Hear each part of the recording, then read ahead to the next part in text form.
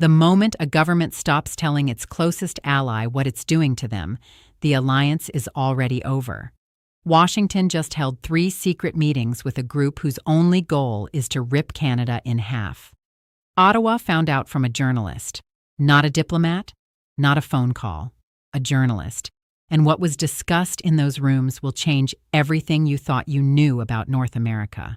Stay with me, because this story goes somewhere no headline has taken it yet. The United States State Department met 3 times with Alberta separatist groups, the Alberta Independence Party and Free Alberta Strategy, over several months at Foggy Bottom in Washington. According to NBC News, none of these meetings were disclosed to Canada's government. The discussions were not vague. They covered independence mechanics, currency arrangements, border security, potential U.S. recognition, and financial support for a breakaway Alberta. A formal 63-page transition proposal was handed directly to the Bureau of Western Hemisphere Affairs, the exact division of the State Department responsible for managing the relationship with Canada. 3 meetings, a 63-page plan, a specific bureau. This was not a casual coffee chat. This was architecture. And if you think that's the most alarming part, keep watching. Because what came next is what no one is talking about. Rob Anderson, who leads Free Alberta Strategy and is a former provincial legislator, told NBC News the meetings were, in his words, substantive. He confirmed they discussed what an independent Alberta would look like and what role the United States might play in supporting that transition. When Secretary of State Marco Rubio was asked about the meetings during a press conference in Rome, he declined to comment. Press Secretary Caroline Leavitt said the State Department meets with a wide range of stakeholders on matters of mutual interest and declined further comment. The official background briefing provided to Reuters described the meetings as informational. 3 meetings, 63 pages. And the word they chose was informational. That word is being asked to carry an impossible amount of weight. If you are watching this for the first time, share it right now. Because what this story reveals about Washington's real strategy toward Canada is something most people haven't connected yet. Canada's response moved in escalating stages. Prime Minister Mark Carney held a press conference in Ottawa within hours of the story breaking and called the meetings an assault on Canadian sovereignty. His office contacted the State Department and demanded an explanation. As of the latest reporting, no formal response has been issued. Foreign Affairs Minister Melanie Joly summoned the U.S. ambassador to Ottawa and delivered a formal diplomatic protest. According to CBC News, she told the ambassador the meetings were unacceptable interference and demanded assurances they would not continue. The ambassador, according to sources familiar with the meeting, offered no such assurances. Then British Columbia Premier David Eby said the word that every Canadian politician had been carefully avoiding. There is a word for citizens who conspire with a foreign government to break up their own country. And that word is treason. Eby was not performing. He was calculating geography. British Columbia shares its longest border with Alberta. The province depends on Alberta for natural gas and electricity. If Alberta separated, British Columbia would be physically severed from the rest of Canada. Victoria would become the capital of a province, connected to the rest of the country by nothing. He is not using treason as rhetoric. He is describing what the map looks like from Vancouver, and the map is terrifying. Then Quebec's Separatist Party issued a statement that should have stopped every conversation in Ottawa cold. If Alberta can explore independence, so can Quebec. That sentence, from the province that came within 50,000 votes of leaving Canada in 1995, is not a political comment. It is a warning flare. Separatism does not stay contained to one province. The moment it becomes legitimate in one place, it becomes arguable everywhere. 3 meetings at the State Department just handed it that legitimacy. Now step completely outside the Canadian perspective for a moment, because this is where the story becomes something else entirely. Alberta produces 3.2 million barrels of crude oil per day. That is 80% of Canada's total oil production. The province holds the world's third largest proven oil reserves. It contributes 17% of Canada's entire GDP. An independent Alberta aligned with the United States would be the most oil-rich new nation in the Western Hemisphere. It would share a land border with Montana. It would need a trading partner immediately. And it would be willing to fast-track pipeline approvals, align environmental regulations with American standards, and deliver energy supply on terms Ottawa has repeatedly refused to offer. The State Department is not in these meetings because it believes in Alberta's independence. It is in these meetings because Alberta represents an alternative architecture for North American energy, one that completely bypasses the Canadian federal government. If Canada's Prime Minister will not cooperate on Washington's terms, Washington quietly builds a path around him. The Separatists are that path. And Donald Trump confirmed the logic himself at a rally in Florida. His exact words, "Canada's a great country, beautiful people, but if they want to split up, that's their business. We'll work with whoever's there." He said it casually, between applause lines. The casualness was not accidental. The casualness was the message.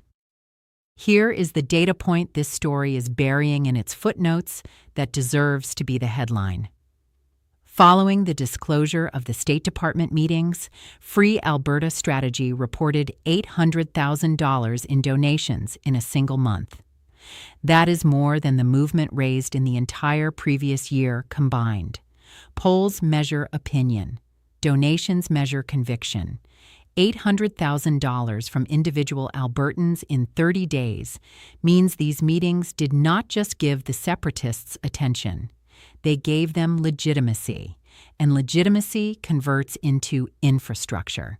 They have hired legal experts to analyze secession mechanics under Canadian law. They have drafted mock constitutions. They have built digital outreach across all 63 provincial ridings. They have held town halls in rural communities that have never seen a separatist event.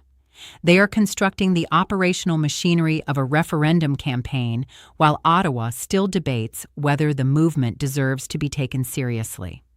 Connect this to the 302,000 Albertans who signed a petition to explore independence.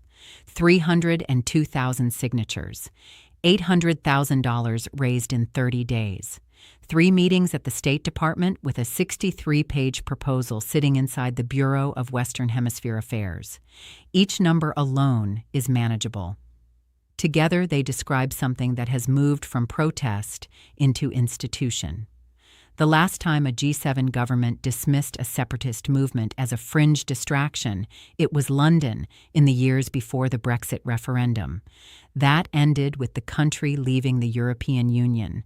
The fringe does not remain fringe when it has money, momentum, and the sustained attention of the most powerful government on earth.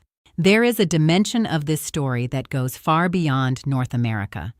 The entire post-World War II international order rests on a single foundational principle: territorial integrity. Borders are stable. Sovereign nations are not dismembered by foreign powers. External governments do not meet with separatist movements, fund them, or receive their 63-page transition blueprints at their foreign ministry. The United States spent 80 years defending that principle. Washington condemned Russia for supporting separatists in eastern Ukraine. It opposed Catalan independence because it threatened Spain's territorial integrity. It criticized external interference in sovereign political processes across every continent. That consistency across every administration, every party, every decade just broke. If Washington engages with separatists seeking to fracture its closest ally, what does it say to Russia about Georgia? What does it say to China about movements in Central Asia? What does it say to every smaller nation whose survival depends on the norm of territorial integrity holding? The administration will say these were informational, but norms are not destroyed by endorsements. They are destroyed by exceptions. And 3 meetings with a 63-page proposal is not an exception. It is a precedent. What is actually happening here is not complicated once you lay all the pieces flat. The Trump administration is running a coordinated campaign to systematically reduce Canada's negotiating position on every front at the same time. Tariff threats to strain the economy. The China confrontation to force a binary choice. USMCA review weaponized as leverage. Intelligence sharing restricted. NORAD cooperation threatened, and now direct engagement with separatists to signal that Canada's territorial integrity itself is conditional on Canadian compliance. Each action in isolation looks like a bilateral dispute.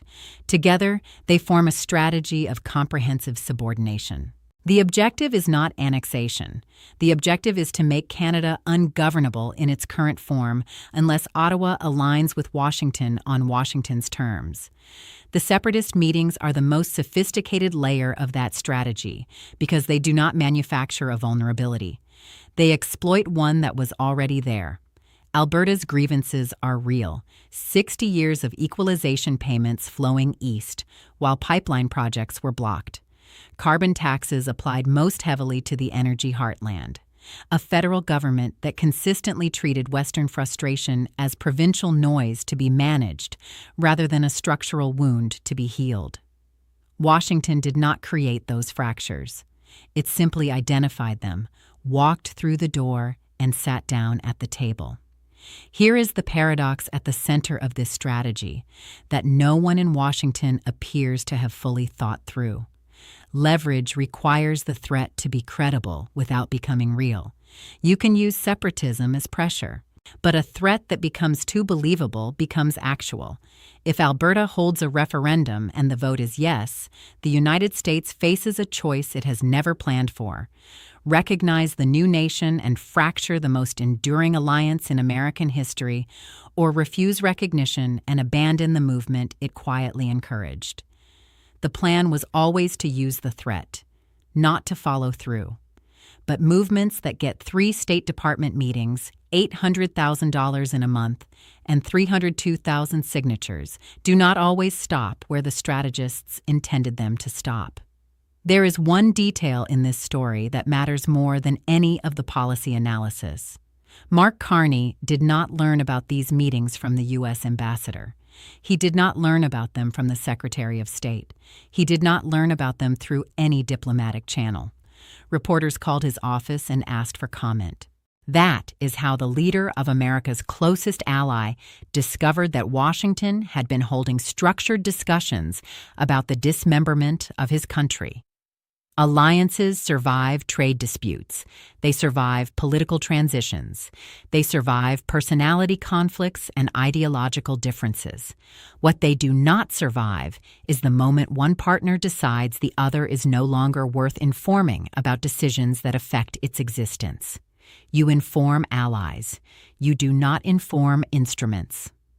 Canada learned about its own future from a journalist. That is not a diplomatic oversight. That is a classification, and the classification is clear. Ottawa is no longer in the category of allies who get informed. It is in the category of subjects who get managed. I have now covered every dimension of the U.S.-Canada fracture across this series: tariffs, energy, housing, tourism, intelligence sharing, military posturing, and now 3 meetings at the State Department with a 63-page plan for breaking apart America's closest neighbor. Each story has been harder to narrate than the last, not because the facts are more complex, because the direction they point in is more obvious. And the direction is toward a rupture that both countries will regret, but that neither currently seems positioned to prevent. We track how this develops daily, and the developments are accelerating. Here is my question for you, and I want both Americans and Canadians to answer this in the comments. Based on everything covered in this series, the trade war, the energy leverage, the separatist meetings, the intelligence restrictions, is this relationship actually recoverable? Not eventually. Not after a change in government. Right now, with these leaders, these dynamics, and this trajectory, is there a path back, or has something broken that policy cannot repair? Tell me where you stand. Canadians and Americans, both. I want both sides of this border in the comments. If this gave you something the daily headlines are missing, hit the like button. One tap is what gets this in front of the people who need to see it. We publish new analysis every single day. And if this series matters to you, subscribing is the one move that makes sure you never miss the next chapter. Because based on what just landed in the Bureau of Western Hemisphere Affairs, the next chapter may be the one that defines the decade.